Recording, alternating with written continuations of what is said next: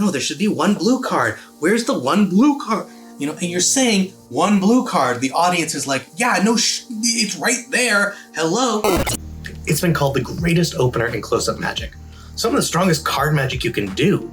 And yet, I don't like it. We're talking Chicago Opener, aka Red Hot Mama.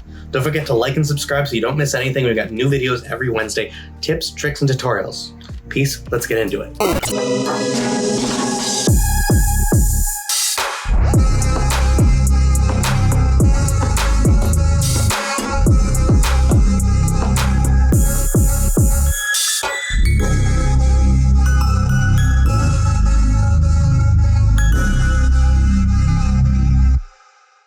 So I've been thinking a lot lately about classics of magic and how I've kind of avoided some of them, and looking back at it now, I'm seeing them in a very different light. And I thought it'd be a good chance to maybe sort of look back and re-examine a classic. And of course, these classics are classics for a reason. They've stood the test of time, but that doesn't mean that they have to work for us. Now that said, if something isn't working for you, I find it valuable to try and understand why.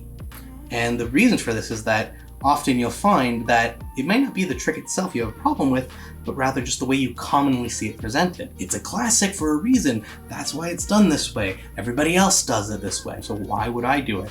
Or it just doesn't relate to me, and if I can't relate to the trick, then how is my audience going to relate to the trick? These are all actually valid reasons to not necessarily like a trick, but they're also valid opportunities. The discussion actually began with a criticism of Chicago Opener by the late Eugene, particularly pertaining to the double lift and when it happens in the trick. Eugene's argument is that in Chicago Opener, we have a card selected, whatever procedure you do, and then return to the deck, and then you reveal that there's an odd back card in the deck, and then usually you cut it to the top, and now that you're about to show what card this is a very heated moment of a lot of attention on this card. It's a standout object. They're expecting a revelation, so now there's still a lot of heat here for you to actually confirm what they already are assuming. And as such, Eugene Berger's criticism was that this is the worst possible moment to do a double lift because everybody is burning the deck. And there are lots of legitimate responses and counters to Eugene Berger's criticism. And it's not so much that there shouldn't be a double lift here or at this moment, but I started to notice that it was an example where I think it had more to do with how I saw most people doing it rather than the trick itself. It's a change in process. You begin by letting them choose any card, and because you know this can be a truly fair selection, a lot of magicians will emphasize how truly fair that is. But then the second phase needs to be a force. And so suddenly you're changing procedure and you're going to this restricted, say stop. You've instantly limited to just the one spot that they've stopped on. Whereas again, this represents every possible selection. Even before we get to the double lift, we've got this procedural hiccup that was irking me. So I started thinking, well, okay, let's maybe try and have them look the same. If we're gonna do a force, then maybe we should do a similar action for the first selection. So okay, say stop anywhere you want. Perfect. I don't want to see the card, so take the face down one. And then you've now got a procedure that matches the second one. And then you can still, in that same position, have the card returned, and then you look at your stranger card, and you're right into the routine as normal. And then at least the procedure is the same, both phases. But even that, I still, this was not a procedure that I liked. So, okay, well, let's reverse it. What if we try and make the force look more like the first selection? And I could go for maybe a classic force, but maybe I don't feel confident that I can get it every time. What about an under the spread force? So a culling style or Hofzinser style force, so that they can select the card face down and touch any card, and then you square up, have them remember the card for the second selection. Now, if that's how the second selection is going to be done, I can mimic it for the first. And so instead of saying pick a card, any card, I can say just hold it your finger, just touch any card you want. In fact, anyone, you can even change your mind. So you can move it to any other card if you like. And then when they've done that, I can hand them the card. So now at least I've mirrored the two phases. It's not so much that you need your selection processes to look identical every time, as long as everything feels similarly fair. And as I said, this I find feels far more fair than this. And given the fact that, depending on how you're presenting the trick, you may not want the two phases to feel like two parts of the same trick. In fact, most of the time you don't. So having them feel slightly different still can work, but again, you want the audience to feel that they had just as much of a choice both times. Otherwise, the trick doesn't really work. The second phase becomes that much weaker if they don't believe they really had a free choice. You've just left little doors open for them to follow their way back and deconstruct the trick. So now we finally come to the double lift. Of course, before we do the double lift, we have to reveal the card. Now, how we reveal the card can play a role in how we do the double lift. Some people will snap and spread in their hands until they've found the card, showing that is the only one. Others, for example, will spread the cards on the table. Let's examine just these two for a second. The spreading them on the table has a nice display element that you get a very nice wide spread. They can see everything at once, and the card is in the middle. But then you have to pick up the cards and spread through them again to get to that card. I find that feels suspicious. This feels open. I feel like I should be able to just pull that card out and reveal it if that is their card. So anything that I do from this point on that is not just revealing their card, to me, feels like I'm going to be creating some suspicion. This is where I sort of realized that maybe the problem isn't so much that there's a double lift at that point, but rather that everybody's doing the get ready at that point. So for me, I think the biggest remedy for this is just to make sure you have your break before the card is on top and squared. Well, if you've got the cards spread in your hands like this, you're in the perfect position to get a break under those cards in squaring up because they're already spread. But you have to also get this to the bottom because you need to have this in preparation to keep control of that card for the force in the next phase. So keeping a break while also putting these cards underneath can feel a little cozy, a little tight, and can maybe just feel awkward because you're trying to get this in while you're still gripping this. You would normally probably be more like this, loose and open. Okay, so maybe getting the break there won't work. Or maybe that loose and open is just what you need.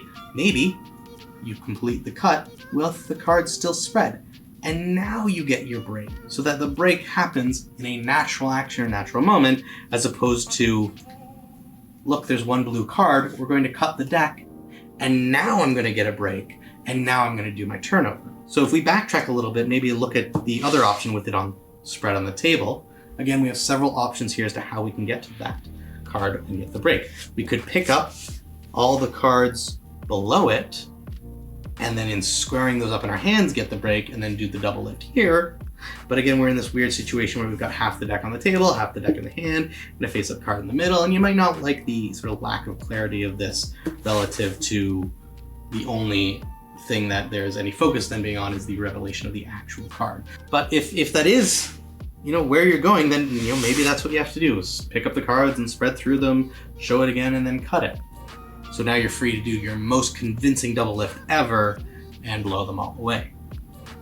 Of course, that is a good thing to note there, is that no matter how clean your process for getting your break is, if you do a really awkward, heavy-handed double at this moment, it's all for nothing. So given the nature of the moment, I try to keep as little heat on it as possible outside of what is necessary for dramatic purposes. Because that's the other thing, is you don't want to pull away from this. This is a this is a miracle. They've just freely selected a card and it is now the only blue back card in the deck.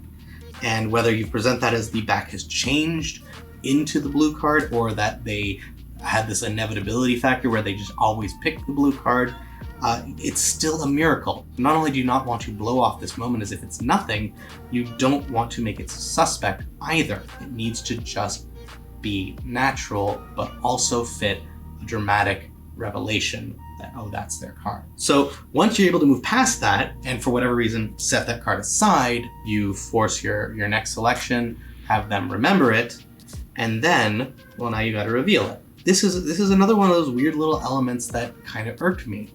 And it was kind of funny that it did, because it's an element that plays into a lot of the way I approach a lot of magic, and that is the magician in trouble. Most people at this phase will have the force card, return to the deck, and then they will go searching for the blue card. And usually I really like Magician in Trouble. It's I don't know, I've always played with it, and it's something I usually really get into, but for some reason it's always irked me in this one. And I don't know, maybe it just feel like it's so obvious, or at least it becomes obvious before the magician gets to it, such that the magician just ends up looking like an idiot. Because the magician's like, and there's still one card, and there's only one. No, there should be one blue card. Where's the one blue card? You know, and you're saying one blue card. The audience is like, yeah, no, it's right there. Hello. So most times when I've seen this, you know, the audience is pointing it out, and there's something to be said for letting the audience come to the conclusion before you, but it shouldn't happen in a way that leaves you looking like a moron, you know? And I think that might be why this irked me. I think there's a very fine line if you're gonna do that kind of thing where the audience does notice it before you, where you have to almost time it, like you're looking for the blue, where's that blue card? The audience puts it together, and then you put it together, as opposed to the audience being the one dragging you along to go, no, you're an idiot, it's right there. That's the approach we take for kids shows. They know that that the adult's being stupid. That's part of the gag, it's part of the fun, you know, the rabbit, he's right there, he's right there.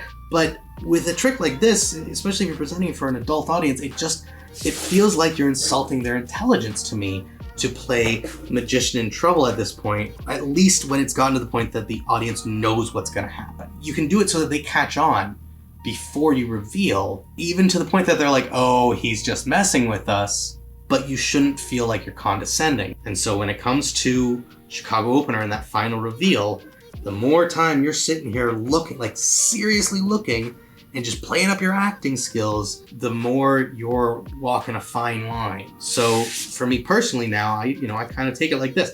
I time it as I'm spreading. I do the look while I'm spreading.